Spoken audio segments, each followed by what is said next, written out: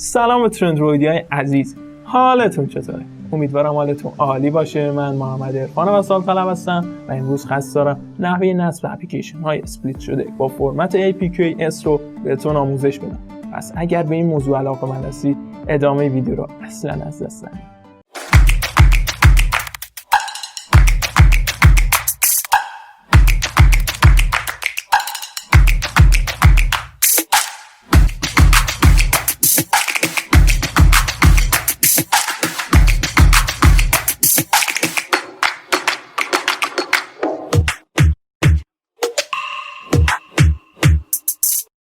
قبل از اینکه بریم سراغ این ویدیو، اگر از اینستاگرام این ویدیو رو میبینید فالو و اگر از یوتیوب این ویدیو رو میبینید سابسکرایب کنید. زنگوله کنارش هم بزنید تا اگر ویدیو جدیدی آپلود کردم با نوتیفیکیشن مطلع بشید. لایک و کامنت هم فراموش نشه. مرسی. 3 هفته پیش وقتی که داشتم اپلیکیشن های معرفی شده در ویدیوی اول رو داخل کانال تلگرامی براتون آپلود می‌کردم، متوجه شدم اپلیکیشن والپی به مانند خیلی از اپلیکیشن های داخل گوگل پلی استور چند تیکه هستن و برای نصبشون راهی جز نصب از طریق گوگل پلی استور وجود نداره. APKs فرمتی است که تمامی تیکه‌های اون اپلیکیشن رو در قالب یک پکیج نصبی واحد قرار میده.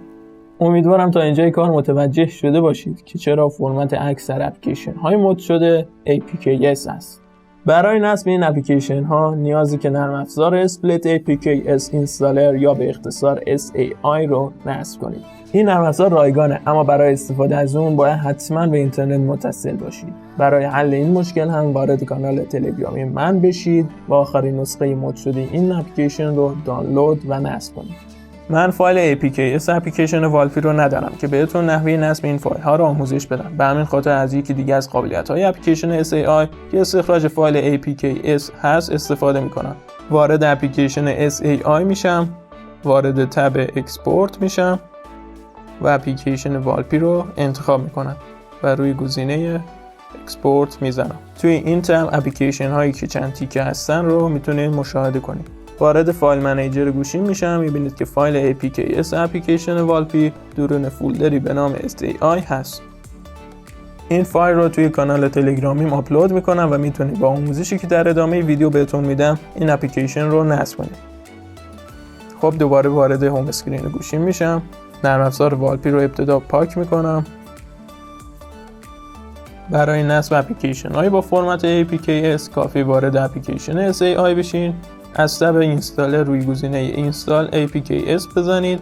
فایل APKs تون رو سلکت کنید و میبینید که داره نصب میشه. میبینید که اپلیکیشن برام باز شد. مرسی که تا انتهای این ویدیو هم با من همراه بودید. اگر از این ویدیو لذت بردید میتونید با فالو و سابسکرایب، لایک، کامنت از من حمایت کنید. در ضمن اگر فکر میکنید این ویدیو برای دوستانتون میتونه مفید واقع بشه، این ویدیو رو حتما براشون شیر کنید. خب دیگه وقت رفتن، تا ویدیو بعد، بدرود.